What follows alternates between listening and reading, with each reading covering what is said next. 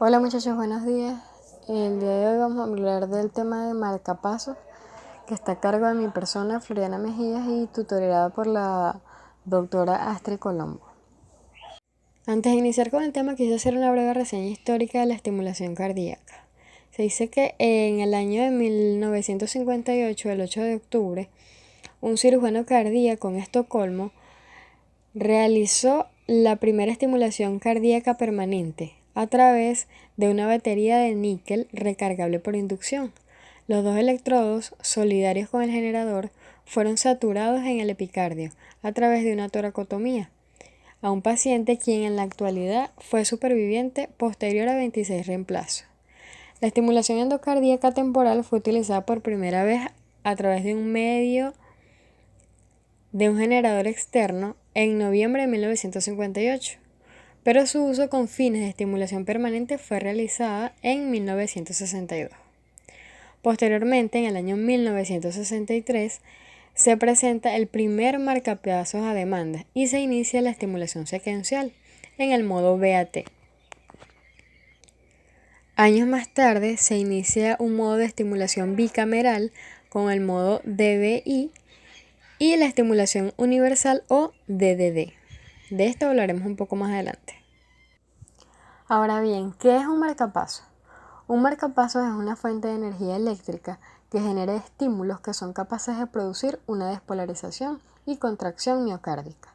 Se basa en el principio de una corriente de poca intensidad y duración, la cual es capaz de producir una estimulación cardíaca semejante a las de un automatismo natural. Un marcapasos que funciona correctamente produce impulsos eléctricos de suficiente intensidad para desencadenar la activación y contracción del corazón. Es importante saber que los marcapasos registran eventos eléctricos y responden cuando lo consideren necesario, a través del envío de estímulos eléctricos al corazón. Los métodos de implementación de los electrodos del marcapaso dependen. En el caso de los electrodos de los marcapasos permanentes se colocan a través de una toracotomía o por vía transvenosa, y en caso de tratarse de un marcapasos provisorio se implantan en una situación de emergencia, pueden ser colocados sobre la pared torácica. Para entender el funcionamiento del marcapaso debemos tener varias definiciones claras. Uno de ellos es a qué se refiere con el umbral de estimulación. Esto no es más que la mínima cantidad de corriente que es capaz de capturar continuamente el corazón. Se entiende por umbral a la mínima cantidad de estímulo requerido para obtener una respuesta ventricular satisfactoria. Este umbral de estimulación depende de muchos factores. Uno de ellos es el tipo de electrodo, el sitio de la estimulación, el tiempo del ciclo cardíaco, la forma y la duración de la onda del impulso, el estado del miocardio, los desequilibrios hidroelectrolíticos, las drogas, entre otros. En esta imagen que les puse acá tenemos un ejemplo en donde existen dos tipos de estímulos. Un estímulo que va a estar dado por 1 milivoltio, en el cual este es capaz de ser capturado por el ventrículo y generar una respuesta. Acá al lado tenemos un estímulo de 0,5 milivoltios en donde no es captado por el ventrículo y por ende no genera una respuesta. Así, el umbral de estimulación es dado por 1 milivoltio, el cual va a ser el que genere una respuesta cardíaca. El otro concepto importante tener claro es el sensado. El sensado es la habilidad del marcapaso que permite ver cuándo una despolarización es natural, es decir, intrínseca, es producida por el paciente. El marcapaso va a ser capaz de sensar la despolarización cardíaca midiendo los cambios de potencial eléctrico de la célula miocárdica que se encuentra entre el ánodo y el cátodo. Es importante recalcar que el marcapaso va a ser capaz de sensar señales cardíacas como extracardíacas, como en el caso de las interferencias electromagnéticas que vamos a ver más adelante. Ahora, ¿cuáles son los objetivos de la colocación de un marcapaso? Dentro de los principales objetivos tenemos que este va a ser capaz de estimular la contracción del miocardio cuando los marcapasos intrínsecos del corazón no pueden hacerlo, es decir, cuando existen alteraciones del sistema de conducción. Además, va a ser capaz de mantener y mejorar un aporte sanguíneo para asegurar la perfusión tisular de órganos vitales. Y este además es capaz de suprimir arritmias rápidas por sobreestimulación que no responden con tratamiento farmacológico. En cuanto a la composición del marcapasos cardíacos, este va a estar formado por una batería que es de litio y yodo, un sistema eléctrico denominado cabezal, el cual es implantado generalmente en su clavicular izquierdo. Además tiene guías y electrodos, que pueden encontrarse endocavitarios o epicárdicos. Es importante saber que los primeros electrodos eran insertados por vía epicárdica, pero que actualmente se insertan por vía endovascular en las cámaras cardíacas. Esto tiene una ventaja porque producen menos traumatismo tisular, gastan menos energía y menos energía al desfibrilar. Sin embargo, los electrodos epicárdicos siguen siendo usados cuando hay una anatomía venosa compleja o una prótesis tricúspide. Los electrodos del marcapaso existen de dos tipos. Estos pueden ser monopolares y bipolares. Los electrodos bipolares tienen en su extremo al ánodo y al cátodo, por lo que la corriente circula a una corta distancia entre estos dos puntos. Mientras que los electrodos monopolares, los cuales se encuentran en desuso, presentan el cátodo en su extremo y el ánodo en el cabezal. Ahora, ¿cómo funciona el marcapaso? El marcapaso va a realizar las funciones antes descritas. Él va a ser capaz de censar la actividad cardíaca intrínseca y la va a transmitir al marcapaso. Este va a ser capaz de inhibir o de enviar un estímulo con intervalos y características determinadas según la programación realizada, con la finalidad de que el corazón se contraiga con una frecuencia mínima establecida por el médico tratante. Ahora, existen diferencias en el electrocardiograma cuando nos enfrentamos frente a un marcapasos con electrodos unipolares y bipolares. Cuando tenemos un electrodo unipolar, tenemos que las espigas de estimulación van a ser más grandes en el electrocardiograma. Va a haber mayor susceptibilidad al sensado y pueden producirse estimulación muscular y nerviosa.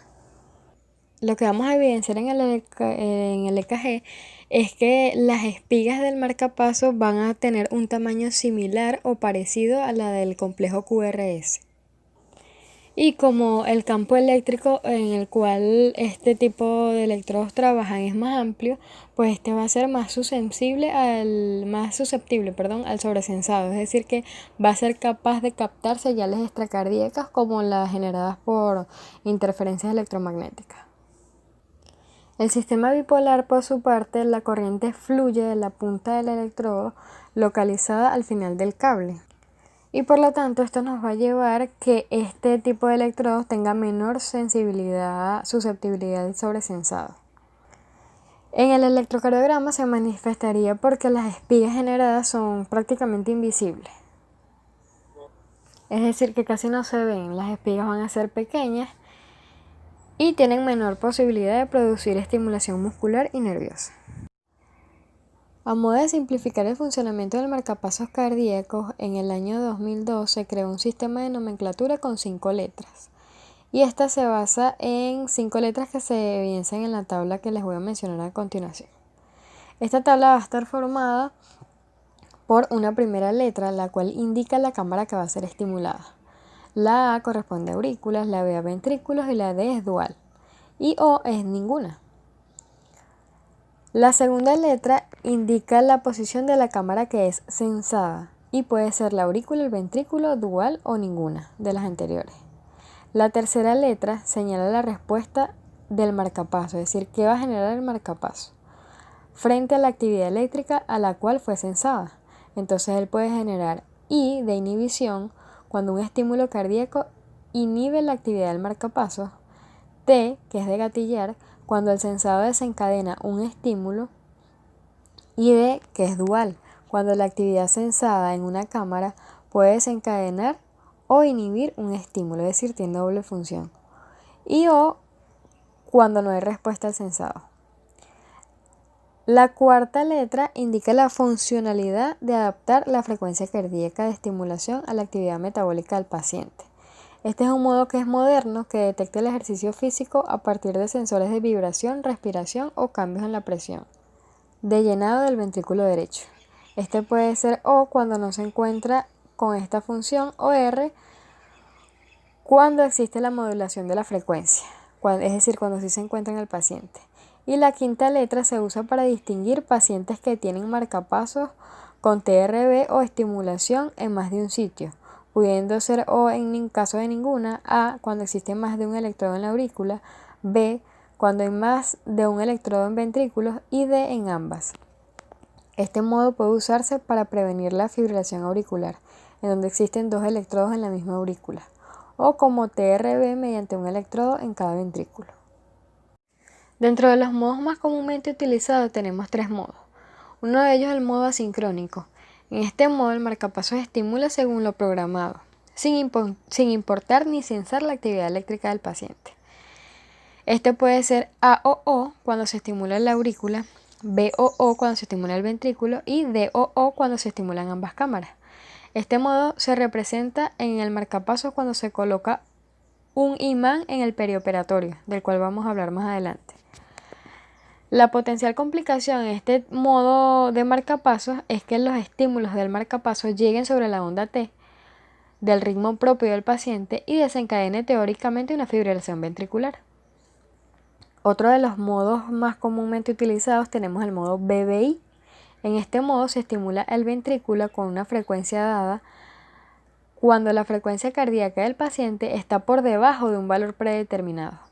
En este caso, se detecta un ritmo cardíaco que es propio, adecuado, se inhibe la estimulación. Puede seleccionarse este modo en pacientes con fibrilación auricular y respuesta ventricular lenta o en aquellos pacientes con bradicardia sintomática, que está dada por disfunción del sistema de conducción, bien sea por alteraciones a nivel del nodo sinusal o del nodo auriculoventricular. Y el modo DDD, en este modo se coloca habitualmente un electrodo en la aurícula derecha y otro en el ventrículo derecho. Se estimula primero la aurícula y luego el ventrículo y mantiene una sincronía auriculoventricular. La tercera letra D indica la actividad auricular propia, que puede ser inhibir o desencadenar un estímulo, a modo que cada contracción auricular esté sincronizada con una contracción ventricular. El mantenimiento de esta sincronía auriculoventricular mejora lo que es el gasto cardíaco y va a reducir la insuficiencia valvular. Este modo es de elección en pacientes con bloqueos de conducción auriculoventricular. La Sociedad Americana de Cardiología creó una guía de indicaciones para la colocación de marcapasos. Las mismas están divididas según el nivel de evidencia en clase 1, en aquellas en que existe evidencia consistente de que el procedimiento es útil, clase 2 cuando hay evidencia contradictoria y aquellas clase 3 en donde no se recomienda la intervención. Las principales indicaciones para marcapasos serán aquellos pacientes con enfermedades del nodo sinusal, del nodo auriculoventricular o en la unión auriculoventricular. En general, las indicaciones clase 1 serán aquellos pacientes con bradicardias sintomáticas o asintomáticas, con periodos de asistolia mayores a 3 segundos. En cuanto a las indicaciones específicas, pues tenemos que van a estar indicados aquellos pacientes con bradicardias extremas o aquellos pacientes en procesos agudos por intoxicación por drogas, extrasístoles muy frecuentes y taquicardias a repetición. Aquellos pacientes que van a sufrir cirugías de alto riesgo profilácticos en cirugías cardíacas y aquellos pacientes que han sufrido infarto agudo del miocardio, que tengan ritmos supraventriculares lentos, bloqueos auriculoventriculares completos, bloqueos AB de segundo grado, bloqueo de la rama izquierda de las DIs, bloqueo de la rama derecha de las DIs, asociado con un bloqueo auriculoventricular de primer grado y una TB de repetición. Bueno, esto es un poco más de lo que ya les estaba mencionando anteriormente. En cuanto a las indicaciones generales, pues tenemos aquellos pacientes que presenten disfunción del nodo sinusal, enfermedades degenerativas del sistema de conducción, en donde se requiera la prevención y la terminación de taquiarritmias, pacientes con hipersensibilidad del seno carotidio y miocardiopatía hipertrófica o dilatada. Existen diferentes tipos de marcapasos. Dentro de ellos tenemos los marcapasos temporales y los definitivos. Dentro de los temporales tenemos el endocárdico, el cual es la terapéutica más común que se utiliza en situaciones agudas y constituye una urgencia, como en aquellos casos de pacientes con infarto agudo del miocardio o bloqueos auriculoventriculares. En el caso de los marcapasos epicárdicos se colocan de manera electiva en aquellos pacientes que van a ser sometidos a cirugías cardíacas para su uso en el postoperatorio. El marcapasos transcutáneo se requiere en aquellos pacientes con verdadera urgencia, como en el caso de bradicardias sintomáticas o asistolia. Y los marcapasos definitivos están indicados en procesos que culminan con un avanzado trastorno de la conducción y que este trastorno es irreversible, como en aquellos casos de enfermedades degenerativas del sistema de conducción. Los marcapasos cardíacos podemos tenerlos monocamerales, bicamerales y tricamerales. Debemos tener muy en claro que no es lo mismo monocameral a monopolar, ni bicameral igual a bipolar. Recordemos que unipolar y bipolar hace relación en cuanto al electrodo. Y unicameral o tricameral hace referencia en cuanto a las cavidades cardíacas o cámaras cardíacas en la cual se ubica el electrodo. En cuanto al sistema unicameral, tenemos aquí que el electrodo de estimulación va a estar implantado en el atrio, es decir, en las aurículas, bien sea derecha o izquierda, o en el ventrículo derecho o izquierdo, dependiendo de la cámara que va a ser estimulada y la cámara que va a ser sensada. En esta imagen que les coloqué acá tenemos un marcapasos monocameral auricular en la aurícula, uno en la aurícula derecha y otro monocameral, pero en este caso en el ventrículo, donde se ubica el electrodo en el ventrículo derecho. El sistema bicameral básicamente se trata cuando existe un electrodo implantado en la aurícula y otro electrodo que va a estar implantado a nivel del ventrículo. Y bueno, en esta imagen por su parte tenemos un marcapasos bicameral donde se ubican los dos electrodos a nivel de la aurícula y el ventrículo derecho. Y bueno, esta imagen que tenemos acá no es más que un marcapasos tricameral en donde se evidencian los tres electrodos, uno en la aurícula derecha, aurícula y ventrículo derecho, y otro en el ventrículo izquierdo. Este es un marcapasos tricameral. Estas dos radiografías que tenemos acá, tenemos una a la derecha, si vemos la imagen a la derecha del paciente, tenemos un electrodo que es finito y que se hace más grueso en su extremo más distal. En la parte más finita evidenciamos que hay dos punticos blancos, dos imágenes radioopacas, y al final este electrodo se vuelve más grueso. Esa porción gruesa no es más que el coin desfibrilador, que forma parte de los componentes del cardiodesfibrilador implantable,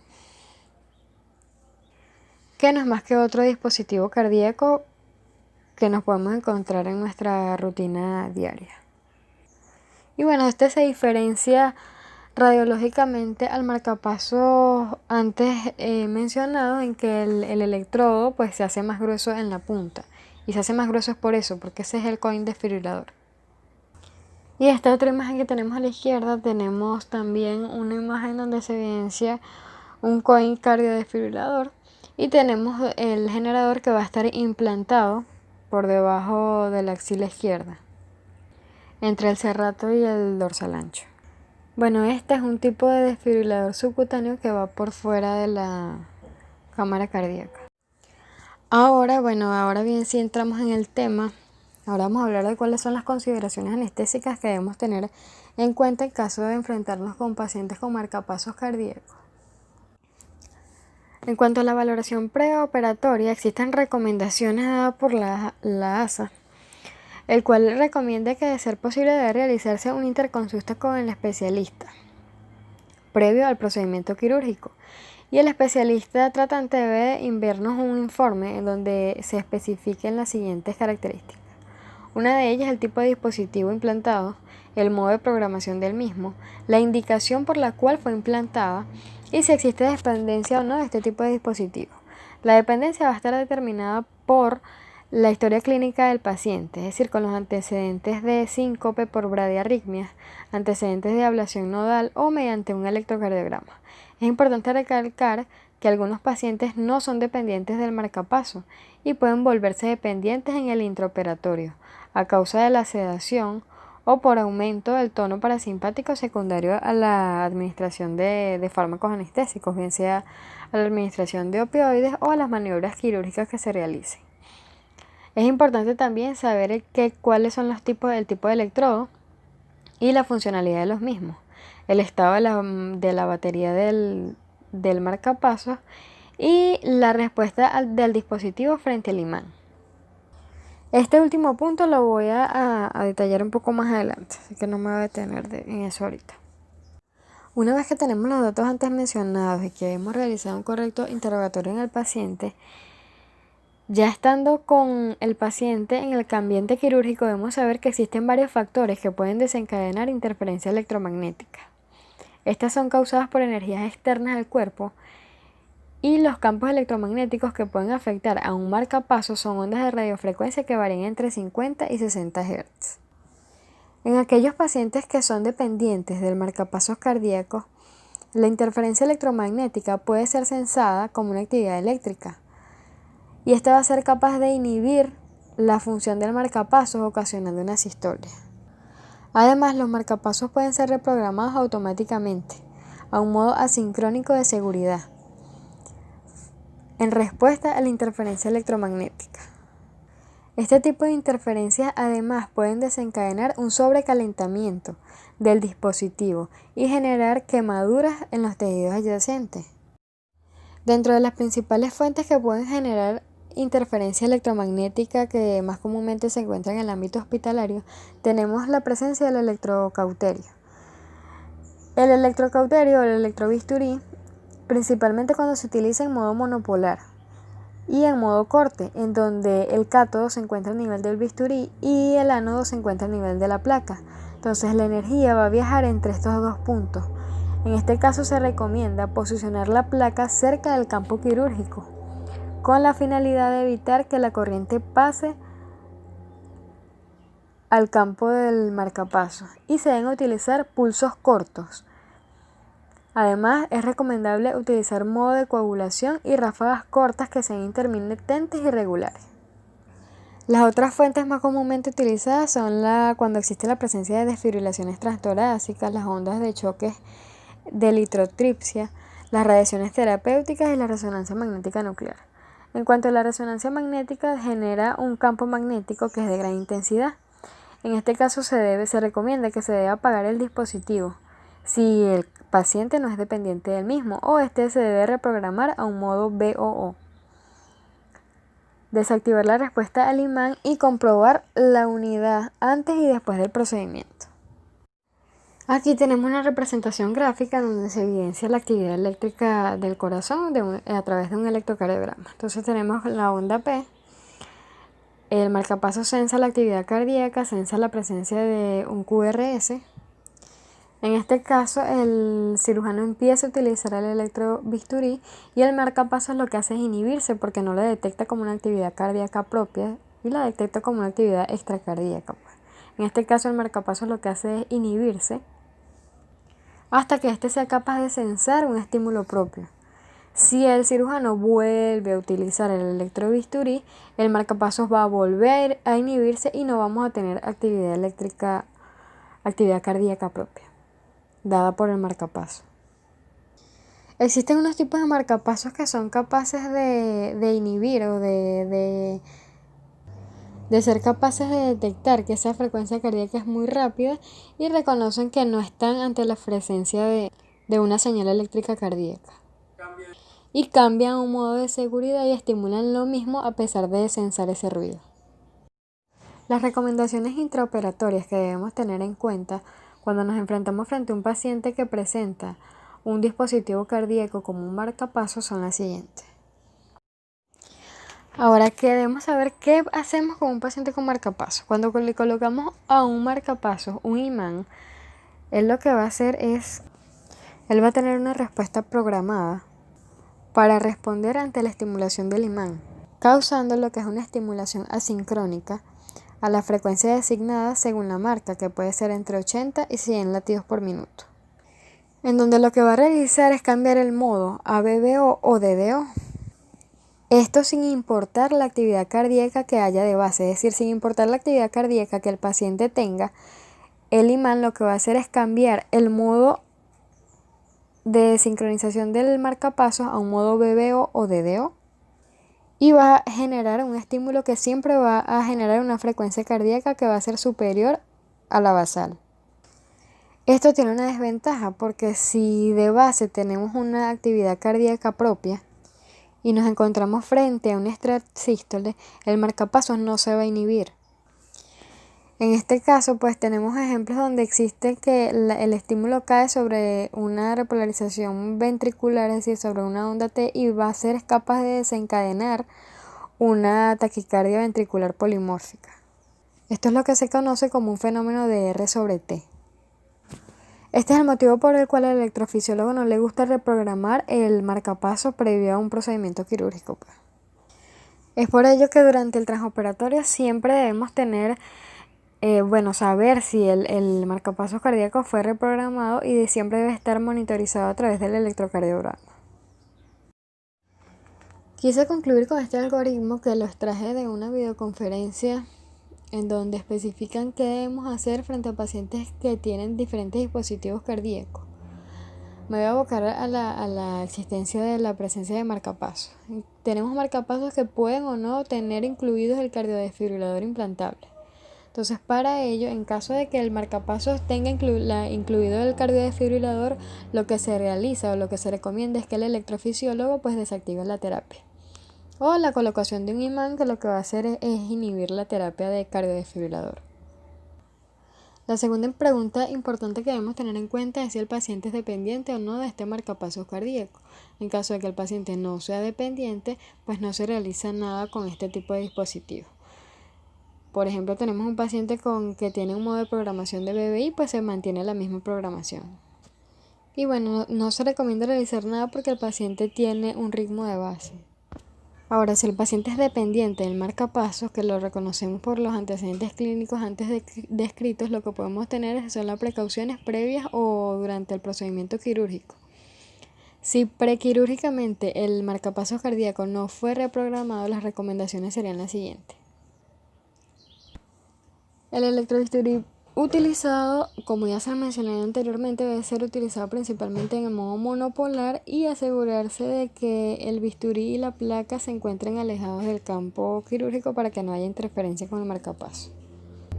Se deben utilizar pulsos cortos en modo de coagulación y las ráfagas deben ser cortas e intermitentes.